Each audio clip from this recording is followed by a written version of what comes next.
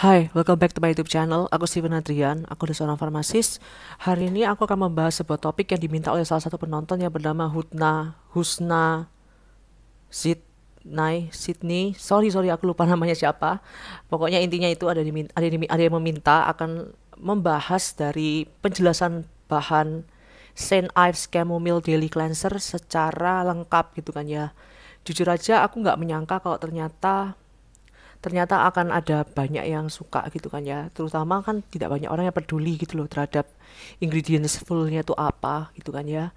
Cuma karena kamu meminta, ya sudah aku akan membuat. Oke.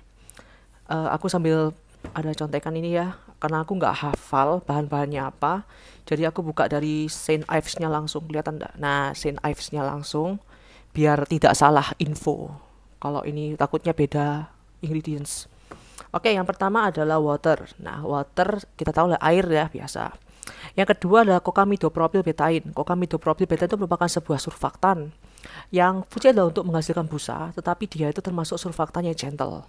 Jadi untuk kulit sensitif menurutku kokamidopropylbetain itu tidak masalah. Oke, yang ketiga adalah propylene glycol. Nah, propylene glycol ini kalau dalam sebuah produk itu kalau yang kayak gini kelihatannya itu sebagai humectant. Fungsinya adalah untuk mengikat kelembapan dan untuk menghidrasi permukaan kulitmu. Jadi memang dia itu mampu untuk menghidrasi kulit, serta propylene glycol itu memang sebuah ingredients yang menurutku unik ya. Bukan propylene glycol saja. Butylene glycol, polyethylene glycol pun sama. Jadi memang mereka itu karena molekulnya kecil dan mereka itu suka dengan air, nah kan, maka propylene glycol itu dapat mengikat bahan aktif yang lain, akan dibawa masuk bareng ke dalam kulit gitu loh. Jadi akan mampu untuk meningkatkan penetrasi produk-produk bahan-bahan aktif lainnya. Oke, yang keempat adalah hydroxypropylmethylcellulose atau kita sering sebut sebagai HPMC. HPMC ini menurutku adalah pengganti dari silikon atau dimeticonol. Penggantinya adalah HPMC, di mana fungsi utamanya adalah sebagai thickener untuk membuat produkmu jadi kental supaya tidak terlalu encer dan teksturnya enak gitu kan. Itu semacam sebuah polimer benernya. Polimer itu kan tahulah plastik lah ya, anggapannya kayak gitu. Coba ini untuk mengentalkan saja, menurutku nggak masalah. Oke, kemudian yang 1, 2, 3, 4, yang kelima adalah sodium chloride. Nah, sodium chloride itu merupakan itu garam dapur NaCl. Nah, kalau di skincare tuh fungsi utamanya sebagai thickener sih dan juga sebagai pengawet. Kemudian 1, 2, 3, 4, 5. Yang keenam adalah panthenol. Nah, panthenol itu merupakan provitamin B5. Sorry, asam lambung naik. Oke, provitamin B5 yang fungsi utamanya sebagai hydrating dan untuk soothing kulit.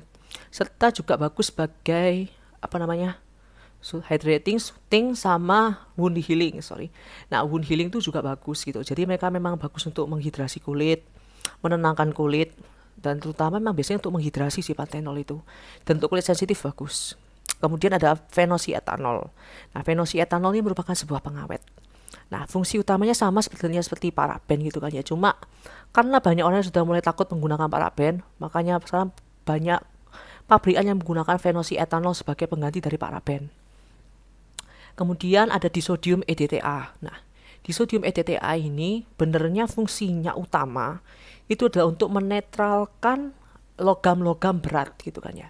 Jadi seperti yang kalian tahu, kalau air keran biasanya kan untuk air keran, airnya tidak melalui proses purification atau airnya tidak purified water, itu biasanya akan mengandung logam berat gitu kan ya. Ada yang logam Fe, logam Zn, logam Cu gitu-gitu ya. Nah, karena kadang itu produk itu takutnya mengandung logam berat yang membahayakan, makanya dikasihlah disodium EDTA untuk menetralkan logam berat itu supaya tidak bermuatan lagi. Seperti yang kalian tahu, Fe ada Fe2+, Fe3+, ferroferi gitu kan ya. Cu ada 2+ gitu kan. Jadi untuk menetralkan logam itu dikasihlah EDTA.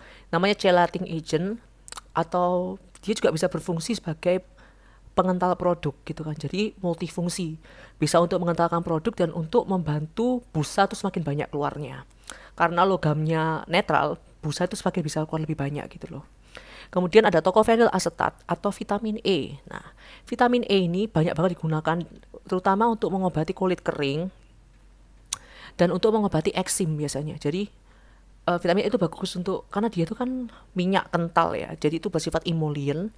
Memang bagus untuk mengobati kulit yang kering serta eczema prone, kulitnya gampang eksim, dermatitis, itu bagus vitamin E. Kemudian dia mengandung gliserin. Gliserin itu juga humectant untuk mengikat kelembapan dan untuk menghidrasi kulit. Kemudian ada iodopropenyl butyl karbamat. Nah, iodopropenyl butyl karbamat ini mungkin banyak orang nggak tahu gitu kan ya. Cuma itu tetaplah pengawet gitu loh. Fungsinya adalah untuk menjaga produk itu supaya tidak rusak dan tetap stabil dalam proses penyimpanannya.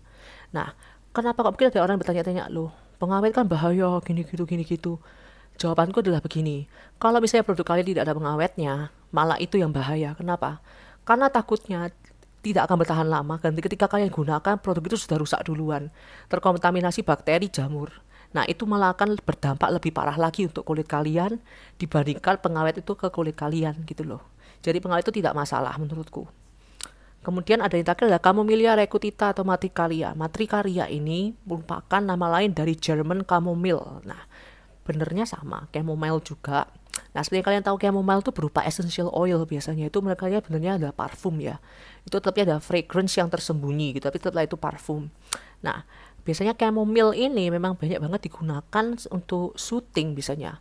Untuk syuting dan untuk antibakteri gitu kan ya. Ya kalau misalnya kalian lihat banyak produk yang untuk kulit sensitif itu akan mengandung chamomile. Nah, karena memang terbukti udah beberapa lama gitu kan ya. Ini biasanya dibuktikan dari pelajaran farmakognosi. Nah, dari farmakognosi itu memang terbukti kalau misalnya chamomile itu mengandung senyawa yang mampu untuk menenangkan kulit gitu loh.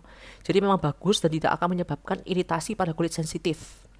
Dan dia itu juga mampu untuk wound healing juga, membantu mempercepat penyembuhan luka. Serta dia itu juga sebagai antibakteri yang bagus gitu loh. Oke, gitu saja. Udah habis ini ingredients-nya. Oke. Kalau misalnya kalian mau aku membahas yang lain, silahkan komen di bawah. Thank you so much for watching. See you next time. Bye.